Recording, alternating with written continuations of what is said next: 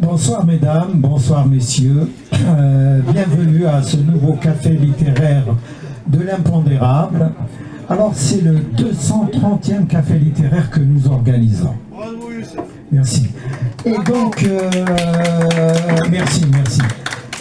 Aujourd'hui, j'ai l'honneur et le grand plaisir de recevoir Rabah Saoudi, qui a écrit un roman très intéressant intitulé Afrique ma mère, paru à Paris aux éditions L'Harmattan, sous le pseudonyme de Arzqin Aïtsmaï. Alors, Arzqin Rabah, marhaba ici, bienvenue.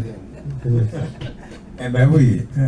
Oui, parce que j'ai annoncé l'événement sur les réseaux sociaux, mais je n'ai pas mis le nom de Rabah Saoudi. Je croyais qu'il ne voulait pas que ça se sache.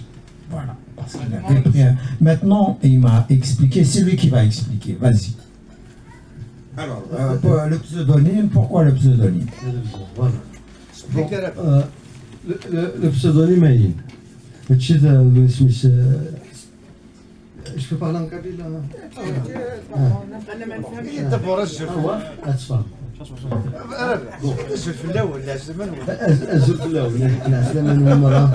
Merci de votre présence. Il m'a pris, je sais qu'il m'a pris un peu.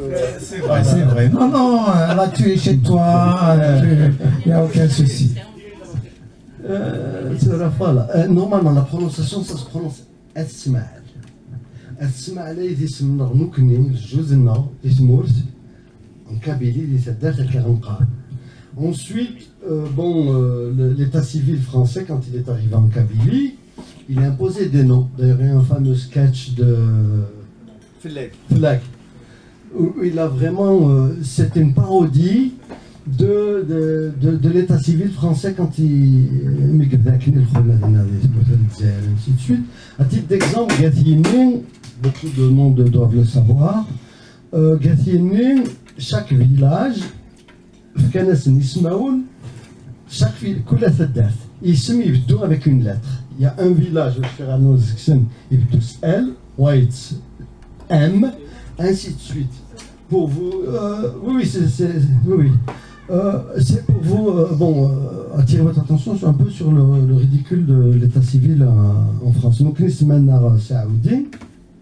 Saoudi, qui entrait vraiment en conflit avec le contenu, l'un des thèmes essentiaux de ce que j'ai écrit, qui est donc en partie qui porte sur la quête de l'identité. Donc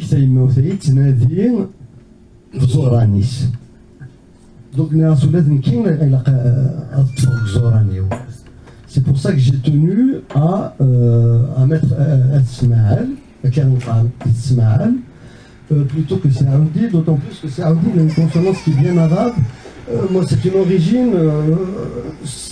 que je me refuse à accepter. Mais tiens, on est ce qu'on est, comme l'a dit Mahatoub. On n'est pas arabe, on n'est pas forcé d'être musulman. Moi, je ne suis pas arabe, je ne suis pas forcé d'être musulman. D'ailleurs, je ne suis ni l'un ni l'autre. C'est juste pour une anecdote. C'est mon père. On va se mettre de l'or. J'ai hésité parce qu'on a une tradition. C'est là que je me retrouve là. Une tradition, on se met. فالجدود نسمي في العام وميقموث سيتشوتي وكان هذه قميص سن الدار والمثارة دونك انك عطاشي قبل هذه مثلا كيلك زانافون انك روفيرام كيكسمير اختار له ساعة عامين ما سمى بابا يسمي محمد رزقي وانت اسمي رابح انك تختار رابح باسكو دونيك في السوسن انك تقولي رزقي يبغي مستني غالي بابا خاطر مستني غالي Donc ça a été un peu une revanche contre le sort qui m'a collé un prénom, quoi. Bien que Yannim, je ne renie pas le choix de mon père, je salis sa mémoire, hein, c'était son choix que je respecte énormément. Bon, on m'a dit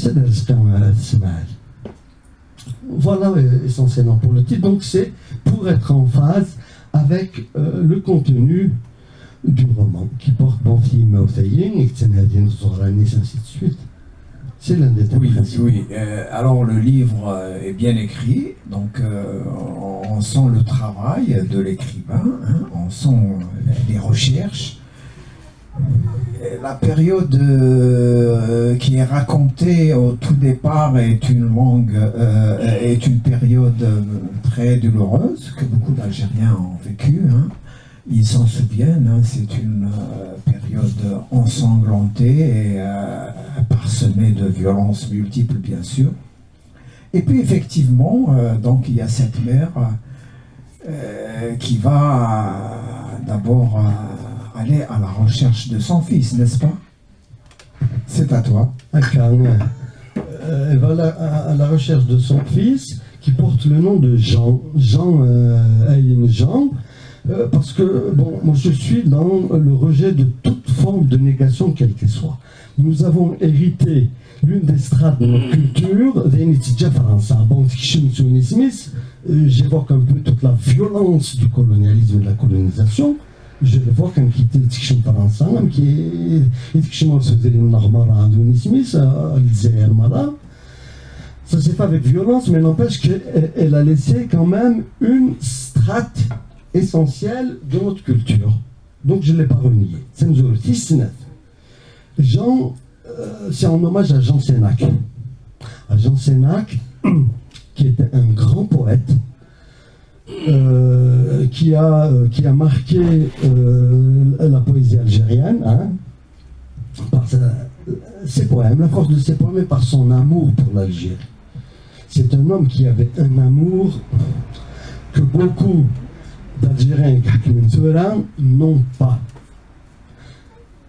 Cela n'a pas empêché justement, vous savez que Jean Sénac à l'indépendance, bon, pour lui, il était algérien. Il a toujours revendiqué son algérianité avec bec et ongle, avec force et cri. Et bien, Jean, il faudrait que tu demandes la nationalité. Vous l'avez demandé? Non. Et pourquoi moi je la demanderais? Moi, je suis autant algérien que vous. Jean Sénac, c'était un homme où les convictions étaient ancrées en lui. C'était un poète avec des convictions extraordinaires. Bon, la nationalité, donc, c'est un Kistifkan, ainsi de suite.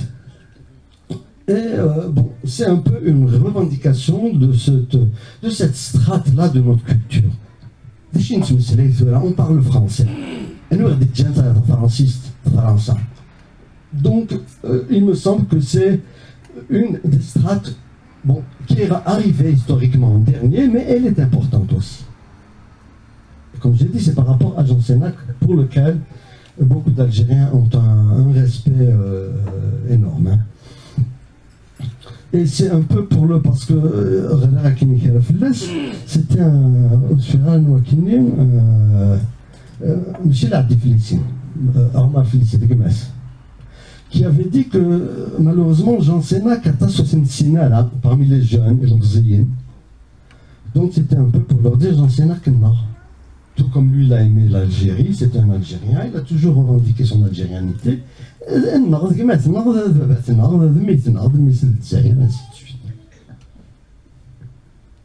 Voilà pourquoi Jean. Très bien. Alors, il y a un personnage dans le livre qui s'appelle Yidir. Yidir, et tu l'écris avec Y-I-D-I-R. Alors, Yidir, c'est qui Yidir?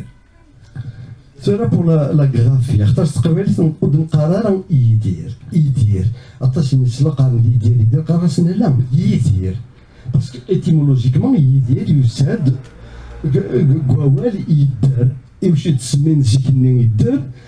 يدير تسمين يوكل هذي قيم يدير ويتمتع على عطاش انتماوينا كنين. يتمتعن وراش. Donc, ce n'est pas superstition, mais c'est une superstition qui avait sa valeur. Yidir, donc il avait ce sens-là. Et puis, bon, Yidir et Wachon, le ma'naïnes, c'est Yidir ou Rimozara. Que ce soit le chanteur, Yidir, le personnage qui représente un peu. زعما قسم زوارو وبعد ما تصغرنا تزرم باللي يلولد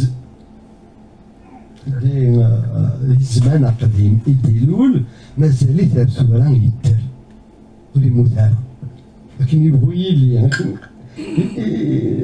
اني صغار المراه لكن مازال يدرس ولا دونك اختار راسم يديرين فهمت اي بي باغ hommage فوشنا يدير pour lequel également j'ai un respect immense. Bon, il est sûr que je ne suis pas le seul à avoir ce respect pour le chanteur Yidir, Nsaat Mara. Israr Yidir. Absolument, absolument. Hamid Cheriat, paix à son âme, qui est aussi un gentleman dans la vie, hein, un homme très simple, modeste, humble, toujours à l'écoute, qui a toujours respecté l'autre, quel que soit son niveau, quel que soit son statut. Un humaniste aussi, un homme ancré dans sa culture, mais ouvert sur le monde. C'est un exemple que nous avons à suivre.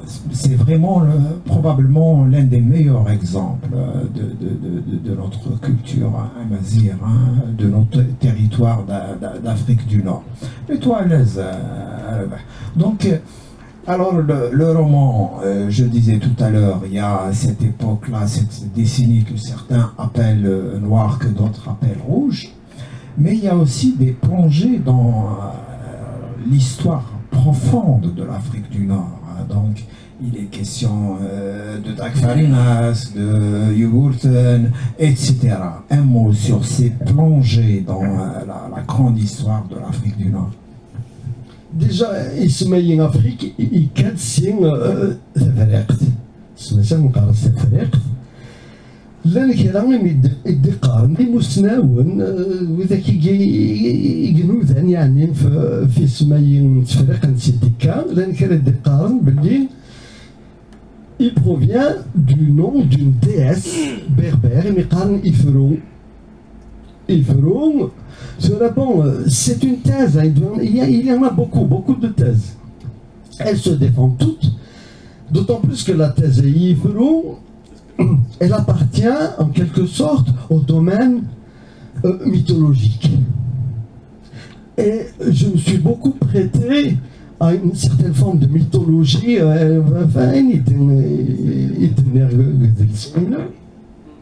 il y a une grande part de mythologie, d'imagination, auquel je me suis adonné parce que nous sommes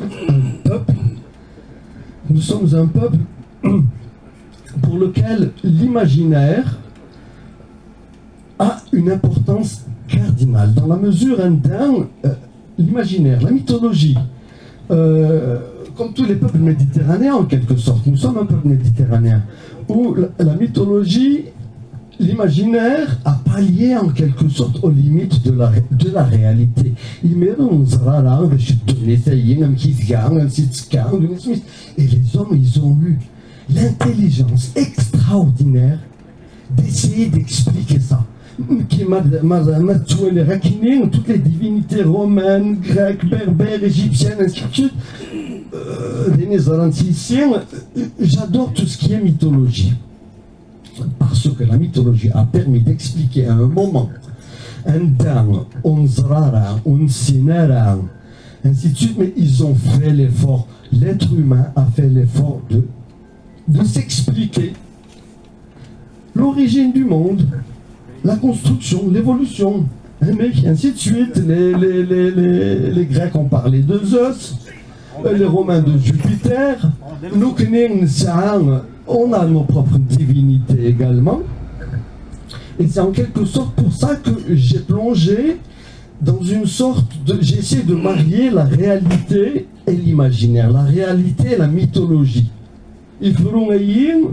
Ça fait partie de l'imaginaire, de la mythologie. Maintenant, c'est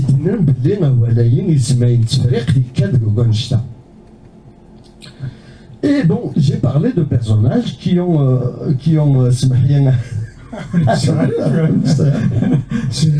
beaucoup de personnages qui appartiennent à notre histoire. Yugurten, ainsi de suite. Patrice Lumumba, non. C'était un révolutionnaire qui a sacrifié sa vie. Bon, je ne vais pas m'étaler un peu sur la façon dont il a été assassiné, mais bon. Oui, bien sûr. Alors, je te pose une dernière question avant de donner la parole à nos amis.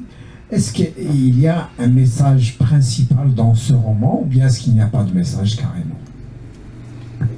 Le message, bon, pour éviter de toutes ces déviations qui ont rongé l'Algérie pendant que tu parles à Youssef de la décennie noire ou de la décennie rouge, c'est dû en grande partie au fait que nous nous sommes laissés entraîner par des idéologies mortifères, dont l'islamisme, qui est un des thèmes principaux de Seynou, l'islamisme, dont j'ai dénoncé la barbarie innommable.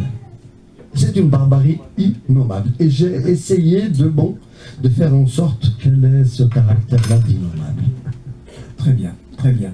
Alors, mes amis, je vous donne la parole pour des questions ou des remarques. L'idéal, c'est qu'elles soient concises et brèves dans la mesure du possible. Brahim, oui. Bienvenue au café littéraire légendaire violent de notre ami Youssef Zirem. إفريقيا تفريق إفريقيا سنين العرب إفريقيا l'Afrique c'est Tefrika, la terre. Merci Brahim, merci. Tu as un commentaire à faire ou... Il y a plusieurs thèses. Il y a plusieurs thèses. اسم الحال تفركا غير كان ولا يتفرق. إلا نوذاك النظام كان لاصق النظام يسمى يتفرق. Il y a autant de thèses qu'il y a peut-être de penseurs, d'historiens, de gens qui essaient d'imaginer, d'expliquer les choses telles qu'elles sont. Ismaël Had, ça fait cas pourquoi moi je ne rejette aucune thèse. Toutes les thèses sont les bienvenues. Ce que vient de dire Brahim semble se rapprocher de la réalité, de la vérité entre guillemets. La quasi-majorité des historiens ne sont pas imprégnés de la culture amazigh. Donc souvent, ils racontent des choses qui ne sont pas très près de la réalité. Donc il y a aujourd'hui, à mon avis, à mon humble avis, un effort à faire de la part, surtout de nos historiens, de vrais historiens. Ils peuvent par exemple interroger la mazérité de toute l'Égypte. Il y a un rapport très étroit entre la mazérité et l'Égypte. Alors là, je ne parle pas d'autre chose. Voilà. La parole est à vous. Allez, il faut que tu nous dises quelque chose. Allez,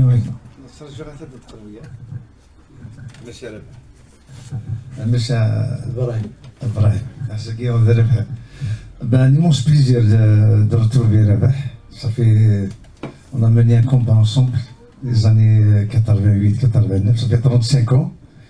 Et je suis content de Yourad, donc une carrière de Liaro, mais il y a une carrière politique et une carrière syndicale. Et c'est vrai, c'est un humaniste Rabah, et qui est toujours militant, un progressiste. La dimension africaine, soit c'est-à-dire des Zoualour, non plus c'est Zoualour. D'ailleurs, les Africains, on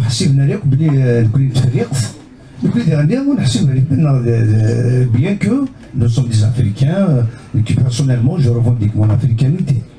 Mais plutôt, l'Afrique, par exemple, c'est la Numidie, ma mère, l'Afrique. C'est peut-être une question bête, mais ça a toujours. C'est bien, mais c'est le métier. Bon, la Numidie Tsamourth, qui appartient à un continent plus large. Moi, j'ai voulu donner un écho le plus large possible. J'ai pas voulu m'enfermer, comme certains ont tendance à s'enfermer au sein de la Kabylie, Néron-Smith. J'ai voulu parler, dire notre appartenance à l'Afrique. Il est une découlée d'Enan, et d'Enan, ça me rappelle le titre de ton livre, mais c'est un règlement Le titre de ton livre, ça me rappelle un peu Pleurs au pays bien-aimé. C'est le même cri. Nas Afrique, ma mère, c'est un cri et un manifeste par la même. Je crie mon appartenance à l'Afrique, tout en manifestant cette appartenance-là, tout en lançant une sorte de manifeste pour pouvoir nous situer historiquement, politiquement, ainsi de suite. Nous sommes liés avec l'Afrique. Notre cordon ombilical nous lie à l'Afrique, en fait. Pas la Numidie. La Numidie est liée elle-même à l'Afrique. D'ailleurs, un des cris de Anwar Messensen, quand il combattait, l'Afrique aux Africains. La Numidie aux Numides. L'Afrique aux Africains. C'est un cri qui a été repris par beaucoup d'historiens et que j'évoque également d'ailleurs. Messensen, Yugosen, Sifax, ainsi de suite. C'est pour ça que j'ai plongé un peu. C'est très très bien. Hakim, tu veux dire quelque chose là? Non, s'il a parlé de l'Afrique aux Africains, c'était par rapport à la Tunisie, enfin l'actuelle Tunisie et l'Est de l'Algérie, qui s'appelait l'Africa Nova, que les Romains ont désigné comme étant l'Africa Nova. Et c'est en ce sens que Massilissa, c'est pas par rapport, enfin je veux dire, Massilissa était très loin du Mozambique ou de l'Afrique du Sud, voilà, comme nous tous d'ailleurs. Moi je me sens plus proche, c'est pas pour dénigrer d'un Norvégien culturellement que d'un, je sais pas, d'un Congolais ou d'un... Oui, je le dis pour moi, voilà. Norvégien, c'est pour dire, voilà, nous, on a une culture qui est plus, voilà, méditerranéenne et au-delà, mais vers le nord, pas vers le sud. Ça, c'est voilà. le complexe de coloniser. Ben écoute, voilà, moi j'ai été colonisé, enfin du moins mes parents, il l'a été, ben oui, il y a une transmission qui se fait, voilà. Ouais. Mais c'est comme ça, en tout cas, voilà, moi je vous parle sincèrement. Quand ceux qui veulent s'inventer des appartenances, ils sont libres aussi.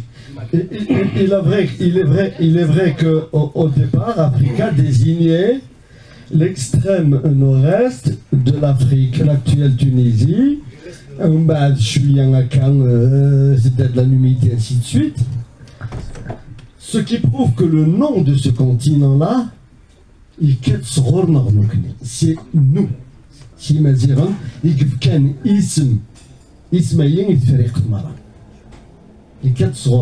Maintenant, moi je vous dis, bon, il y a des thèses, autant qu'il y a de penseurs, autant qu'il y a d'historiens, de spécialistes, ainsi de suite. L'essentiel, c'est que nous échangions entre nous. C'est ce qui est le plus important. Tout à fait. Mais si tu voulais dire quelque chose?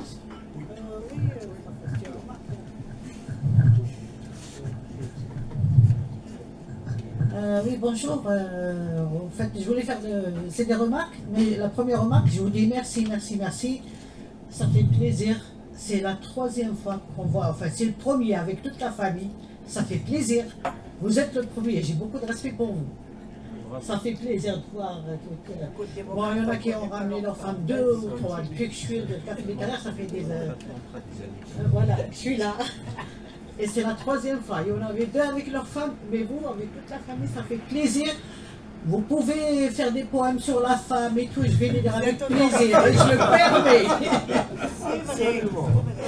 permets. La deuxième, pour les gens qui ne se sentent pas africains là, il faut reconnaître que l'Algérie, ou bien elle est bien en Afrique, dans le continent africain. Et merci pour le titre, parce qu'il n'y a pas beaucoup qui ont écrit pour des titres Afrique, ma mère. C'est l'Afrique, c'est notre mère.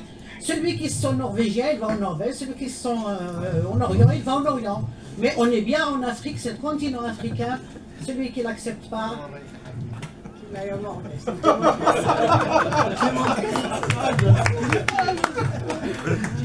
Merci Messi, je me permets de dire que Messi a été présente au premier café littéraire et c'est l'une des plus fidèles, donc assistante au café littéraire, et sa remarque est très juste. Merci.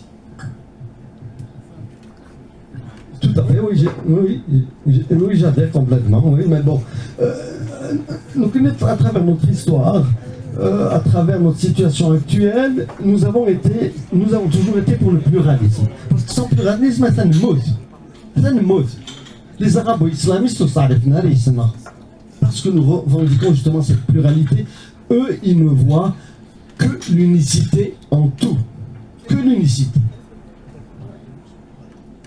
Et nous connaissons ce principe-là de pluralité qui nous a sauvés. Donc, bon, que je me sente norvégien, mais que je vive en Algérie, marhaba. Ah oui, on va ressentir. Ils viennent de finir la sérénité des Vikings. Ils viennent de finir. Il y a une question de l'autre côté. Allez, ouais. monsieur. C'est juste pour rebondir sur les propos là qui ont été évoqués par les deux personnes là, pour l'appartenance. Moi, je pense que Dalabah, il a fait en sorte de prendre en considération qu'il n'y a pas d'études anthropologiques dans le Maghreb, je dirais, plus globalement. Donc, je dirais beaucoup plus Afrique, ma mère, c'est l'Afrique, c'est un titre vraiment qui globalise. S'il avait dit le Midi, ça aurait été. On ne connaît pas réellement actuellement l'étendue du maghrébin dans son anthropologie, parce qu'il n'y a pas d'études anthropologiques. C'est ça. Moi, je pense que c'est ça. Après, c'est à toi de dire est-ce que j'ai raison ou pas. Oui. Tout à fait. Nous sommes encore dans la recherche, dans la quête, où il y a beaucoup de lacunes dans la connaissance de notre passé, ainsi de suite. Voilà. Justement, il dit que c'est une SM qui dit que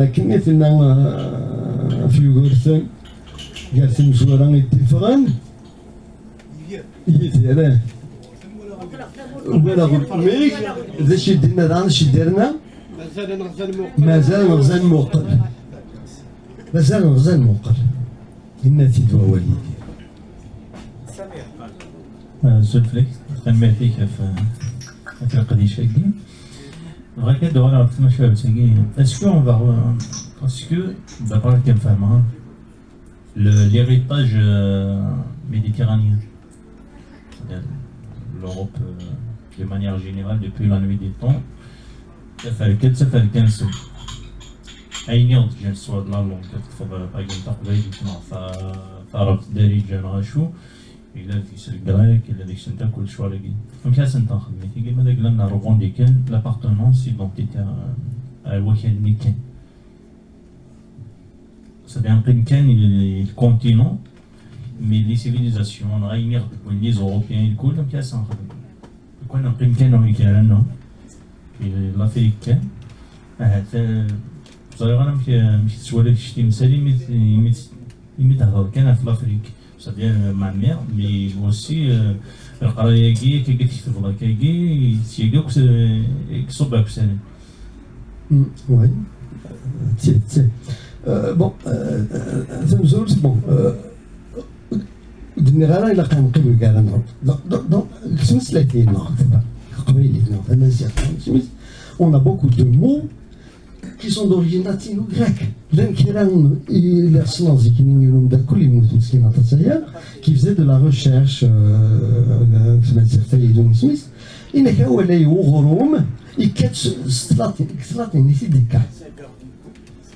voilà. Agriculture, qui est un aliment de base. Donc on ne rejette rien, c'est le résultat de toute une évolution. Donc même sur le plan, j'ai parlé tout à l'heure de mythologie, mais la mythologie elle a emprunté beaucoup à la mythologie grecque, à la mythologie romaine, à la mythologie égyptienne, ainsi de suite. Ou l'inverse, j'allais le dire. L'inverse.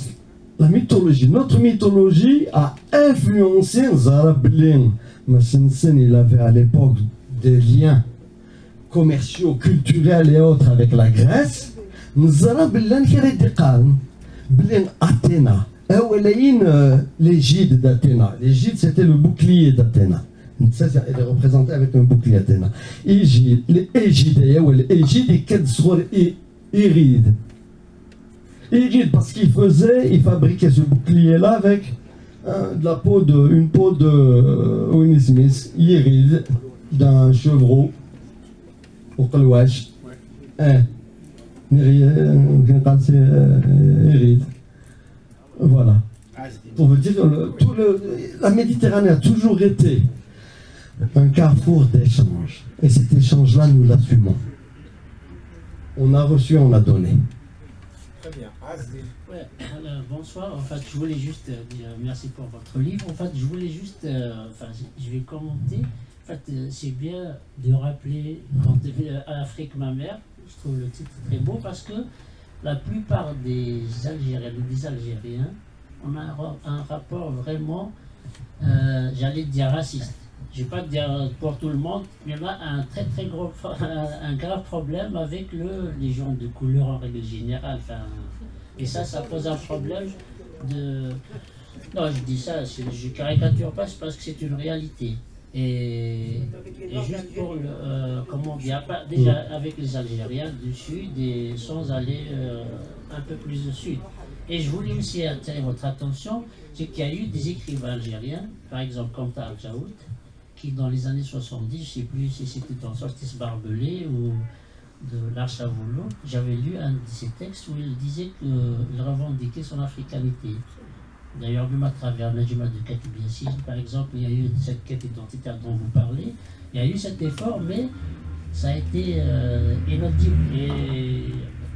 Et ce qui va, là vous parlez de Jean Sénac aussi, on a eu collectivement le même rapport que le rapport qu'on a à l'Afrique, parce que s'il a été assassiné pour des raisons qu'on connaît, c'est de la morale, vous connaissez toute l'histoire. Donc c'est juste pour dire que notre société est profondément, non, parce que l'hétérosexuel, c'est pas ça, je peux dire que, comment dire, intellectuel, démocrate, islamiste, arabiste, kabyliste, tout ce qu'on veut, il y a un sérieux problème de société. Voilà, je vous remercie.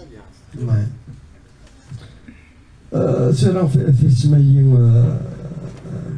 Je voulais dire oui. Par rapport au rattachement que certains veulent faire de l'Afrique du Nord essentiellement, de Mazra, moi j'aime pas ce nom-là de Maghreb. Maghreb, le Maghreb, Sarat, c'est un pendant de Msharq. C'est-à-dire que bon, nous sommes liés historiquement, culturellement, mais c'est le Msharq. Et là, il faut que moi, mon cordon ombilical me mène à me rattacher à l'Afrique. Nous sommes des Nord-Africains. Maghrébins, bon, c'est ce que... voilà, pour l'appellation du nom déjà, et la Afrique du Nord à la rigueur. Mais Magharabaye, bon, non, je refuse d'être le pendant de Msharq, auquel on veut nous rattacher, que les arabo-islamistes, auquel les arabo-islamistes veulent nous rattacher. Jean Sénac, où je vous en ai parlé tout à l'heure, là je tiens à vous lire un de ses poèmes. Quand je serai mort, jeunes gens, vous mettrez mon corps sur la mer, vous écouterez l'Aqa et le concerto de Bartok, la richesse, la pluralité, l'Aqa et le Bartok. Dansez le twist, et comme jadis le Heddawi. Parce qu'il a vécu à Alger, Tsaniloul de Benissaf dans l'Oranie, mais il a vécu à Alger. Il a vécu en France également, en Espagne. C'était un poète un peu comme Rimbaud, quoi. Jeunes gens, vous serez des hommes libres. Et vous comprendrez pourquoi ma mort est optimiste. Je ne me suicide pas. Je vis. Les mots dans mes doigts saignent. C'est terrible, hein, c'est un vers terrible. Les mots dans mes doigts saignent. On va par dessus, bon, ça ne fait pas partie de son poème, mais c'est ce qu'il a dit, ce qu'il a affirmé. Et je mourrai assassiné comme Lorca, Federico Garcia Lorca, que les fascistes ont tué à Grenade. C'est de Grenade, c'est le nom de la ville. Les fascistes l'ont tué à l'arrivée des armées franquistes. Comme c'était un républicain, un homosexuel, il a été assassiné pour ses idées. C'était un vrai progressiste qui défendait la liberté de pensée communiste. Et ils feront croire à une affaire de mœurs.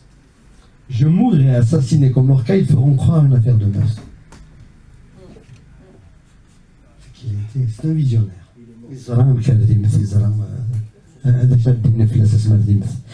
Et puis un de ces mots également, il laisse faire partager la poésie, antidote de la drogue et de l'engloutissement, qu'il avait compris déjà ici. Nos jeunes maintenant, cette janounisme, c'est des choses. Et la drogue et l'engloutissement de l'esprit. Lui comptait sur la poésie pour réveiller les esprits. Et c'est ce qu'il a fait toute sa vie. Ça, c'est un de ces poèmes que je... Bon, il y en a beaucoup d'autres. Hein. Jean Zénac, qu'il faut le découvrir, le redécouvrir. Je voudrais juste rebondir sur ce qu'il vient de dire. Juste 30 secondes. Oui, bien sûr. Oui, là, vous venez de citer Bartók. Et donc, Sénac a cité Bartók, ce n'est pas un hasard. Parce que Béla Bartók, le grand compositeur Béla Bartók, a sauvé les musiques folkloriques de la Hongrie en les transcrivant. Il a sauvé des milliers de musiques folkloriques de la Hongrie. Il y a des études anthropologiques. Depuis les années 70, il y a beaucoup d'études anthropologiques. Il y a une avancée quand même considérable pour ceux qui veulent faire des recherches. Et voilà. Oui, en rebondissant sur Jean Sénac, malheureusement c'est un immense poète qu'on a un peu oublié, sur lesquels on n'écrit pas beaucoup. Et j'espère que si Youssef trouve un écrit là-dessus, j'espère qu'on puisse un jour débattre. Et je suis très contente d'être dans cet espace de débat. Et merci à Youssef de faire vivre avec beaucoup de détermination depuis de longues années. C'est un espace dont on a vraiment besoin. Merci à Youssef. Et Jean Sénac, effectivement, ça mérite vraiment le détour. Parce qu'il a une poésie complètement décalée. Genre, je ne sais pas comment il disait, je t'aime comme une formule, comité de gestion. Comme un comité de gestion, comme une formule. Il y en a beaucoup qui ont essayé de ridiculiser. Je t'aime comme un camion. Je t'aime comme un camion de toi qui aimes bien tous les trucs comité de gestion, voilà. Mais complètement décalé. Et le sort qui lui a été fait a incarné ce qu'allait devenir l'Algérie d'après. Parce que un homme aussi patriote, vraiment les fibres algériennes, hein, on ne peut pas lui dire plus patriote que patriote tu meurs. Et qu'on lui demande des comptes, est-ce qu'il est vraiment algérien, etc., ça préfigurait de l'Algérie qui allait venir après. Franchement, ça, je pense que Jean Sénac, ça mérite vraiment un jour qu'on en parle vraiment. Maintenant, je voulais revenir au livre malheureusement, que j'ai pas lu, et que je vais acheter. Mais j'ai compris que ça parlait d'une histoire violente qui s'est passée donc dans les années très difficiles qu'on a traversées. Moi, je voulais poser une question. On a parlé de beaucoup de choses positives par rapport à ce que nous sommes, mais peut-être qu'il faut parler du côté négatif. Parce que moi, je me pose la question. Maintenant, je vais dire peut-être n'importe quoi, mais c'est quand même des idées qui me traversent comme ça en me disant pourquoi dans l'Afrique du Nord, cette partie centrale de l'Afrique du Nord qui correspond à l'Algérie, a toujours été le théâtre depuis des millénaires, ça a toujours été comme ça, de violence. Tous les conflits du monde, idéologiques, religieux, sont passés par cette région et ont été... il y a eu de la confrontation, toujours de façon très violente. Contrairement un petit peu à l'ouest et à l'est, c'est-à-dire qui correspond un peu au Maroc, et la Tunisie où c'était un peu plus stable, on va dire.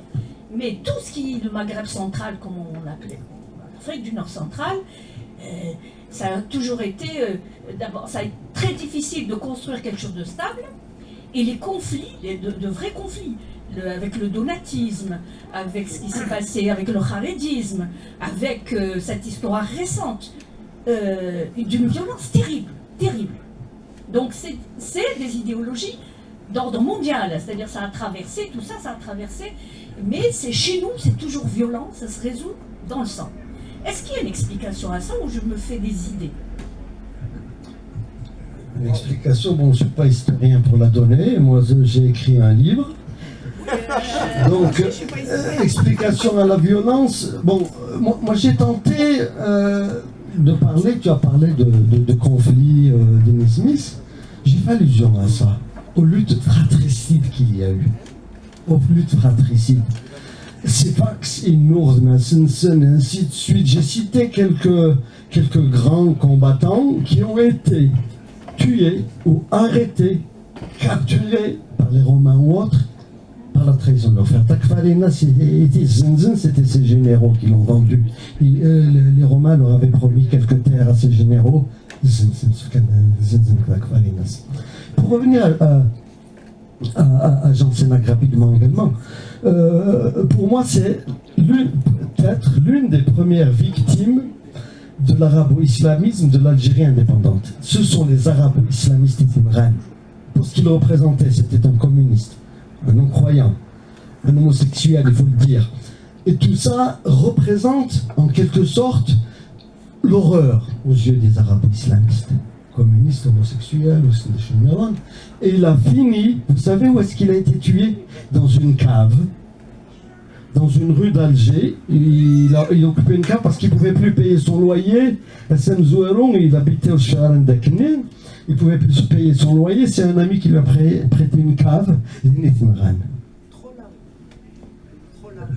Je crois, oui. Pour vous dire comment Jean Sénac a fini dans l'Algérie indépendante. Moi, j'ai quelques questions et une remarque, mais qui fait question aussi. Sur le roman, moi, j'ai cru comprendre que ça se passait dans les années 90. Est-ce que c'est un roman historique? Est-ce que un roman autobiographique? Est-ce que c'est un mélange de tout ça? Voilà. Est-ce que c'est une fiction? Donc voilà, j'aimerais bien que si tu pouvais dire juste un mot sur le... pour donner envie que les gens l'achètent, quoi. Mais... la deuxième remarque, je ne voulais pas intervenir, mais j'interviens quand même parce que sur le Maghreb, l'Afrique, il faudrait qu'un jour qu'on accepte, par exemple, sur le Maghreb, sur l'identification plus... J'avais fait une soirée chez moi un jour, j'avais invité des Tunisiens, j'ai invité deux copines kabyles, et elle m'a dit, bah, les Tunisiens ils chantent en arabe, ils sont trop arabes, en parlant des Tunisiens. Et une bonne partie de l'Algérie, ils sont trop arabes aussi. C'est une réalité. Donc moi, la question que je pose, enfin j'appose, c'est un débat, pas par rapport au livre, hein, mais bien sûr, on ne va pas te demander sur ma question de Malika d'expliquer la violence d'où elle vient. Je pense que rien que ça, il faudrait déjà des psychanalystes et tout ça qui se penchent. Il y en a quelqu'un, il y a un début sur les années 90, comment elle s'appelle Karima, voilà, Ghazali qui a fait, c'est vrai qu'on en a besoin. Mais sur cette histoire de une partie qui est, je ne vais pas parler en pourcentage, moi je viens d'une ville, j'ai la chance de venir d'une ville où vraiment c'est mixte, vraiment. Moi, si on veut dire ma mère est arabe, c'est-à-dire arabophone ou arabe, ou ça dépend. D'abord, je dis arabe, ils ne disent pas arabophone, c'est nous qui... Et mon père, et je disais à raconter à Melika, il y a une vraie mixité, on le vit vraiment bien, sans problème. On se marie entre... Et ton père t'a appelé Sanhaja? Oui, bien sûr, sauf que mon père, il était dans Jam'iyat al-Ulama al-Muslimin aussi, c'est ça aussi. C'est cette histoire de comment faire... pour sortir de ces conflits, de ceux qui ne veulent pas se revendiquer de sa Mazra, etc., sans qu'ils soient rejetés, sans que... Je ne sais pas, je pose vraiment une question pour faire... pour dire que il faudrait qu'on sorte un peu de l'algérois, de la Kabylie, etc., et de parler d'autres régions qui sont dans d'autres préoccupations. Et ça, est-ce qu'un jour on arrivera à le faire? Un jour on arrivera à le faire. Moi je pense qu'on est, moi sincèrement, contrairement à toi, je pense qu'on se revendique quand même pas mal africain. D'ailleurs, toujours il y a Choukaïb El-Eid qui a été assassiné par les islamistes en Tunisie. Et un jour, il vient chez moi, il y avait plein de trucs d'Afrique. Il me dit, mais vous, les Algériens, vous vous dites trop africains, quoi. Pour eux, on se revendique même un peu trop africain par rapport à eux. Il y a cette réalité, tout en ayant le racisme. Hein, le noir algérien est racisé, quoi. Enfin, il subit le racisme. Donc, je vais vraiment conclure pour dire, est-ce qu'un jour on arrivera, nous, parce que je ne dis pas parce qu'on est meilleur, parce qu'on est un peu entre parenthèses l'élite, il faudrait qu'on se pose, ces questions. C'est dommage, le Hirak a été un début de réponse quand il y a eu le Imazeren, ou alors à Oran, les gens qui disaient Imazeren, c'était vraiment une chance, malheureusement qui a été cassée.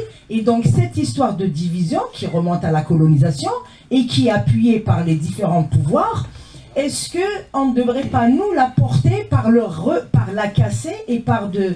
Voilà, c'est un peu ça. Et vraiment, j'aimerais bien par rapport à une question, quand tu dis l'islamisme, est-ce que tu parles de l'islam ou de l'islamisme? Quand tu dis c'est l'islamisme, c'est important, hein.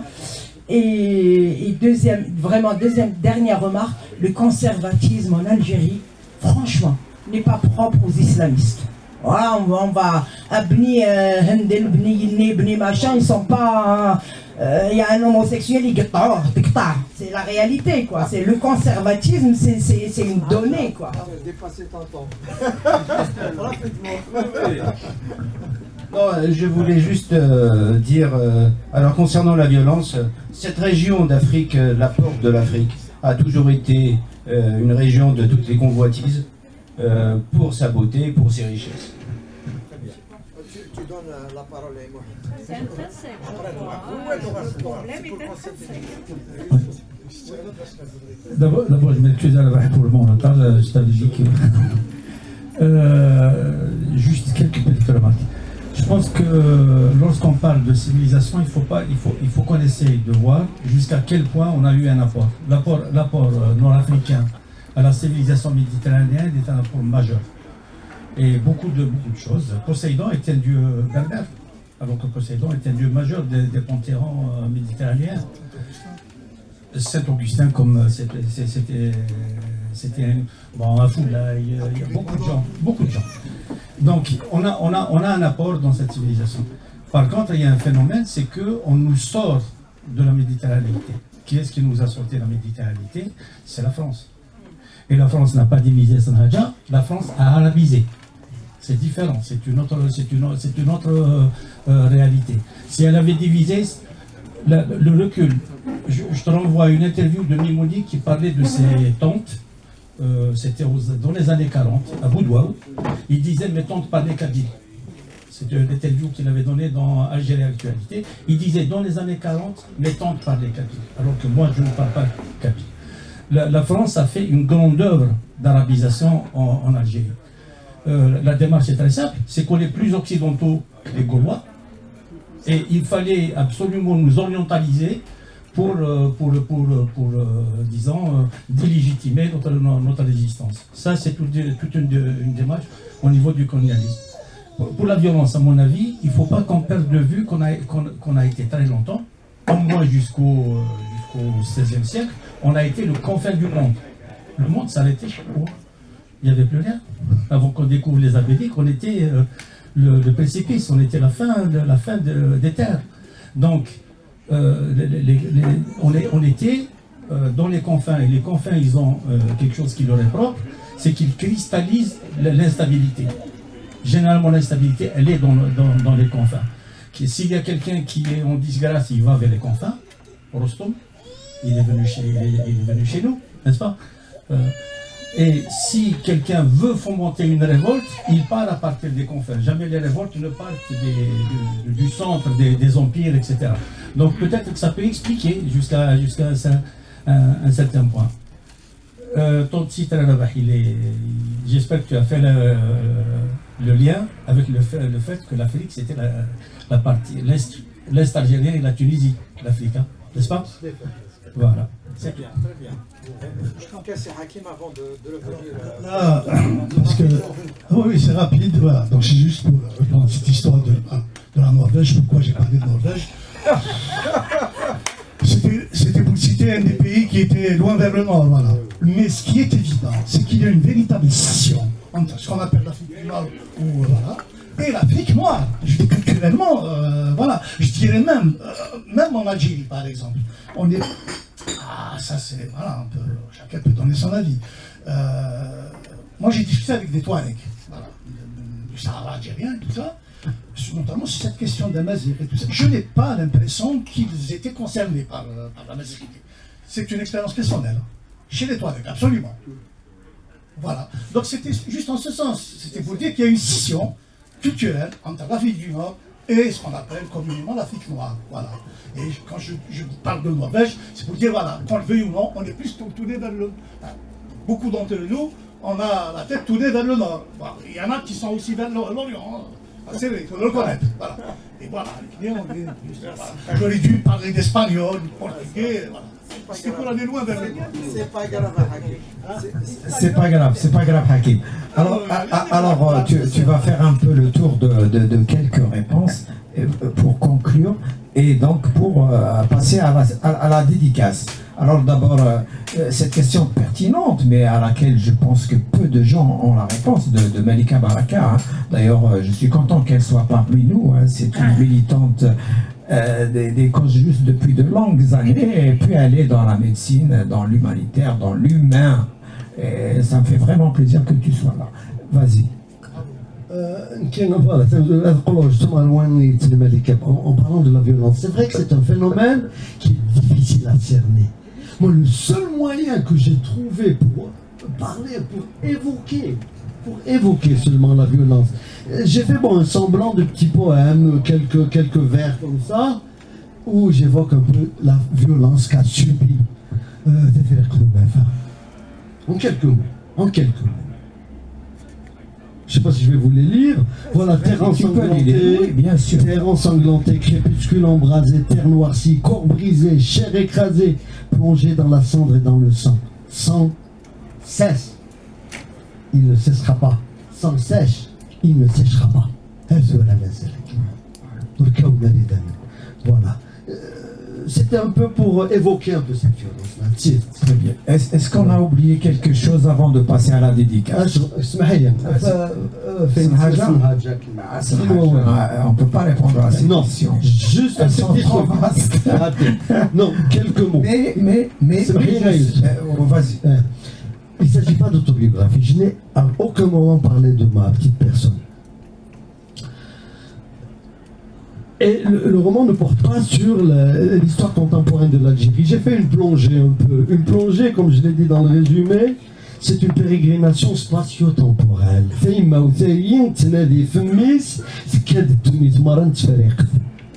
En cherchant son fils, en cherchant son fils. Vous allez voir. Donc voilà, c'est une plongée un peu. Jusqu'au la plus haute antiquité de l'Algérie,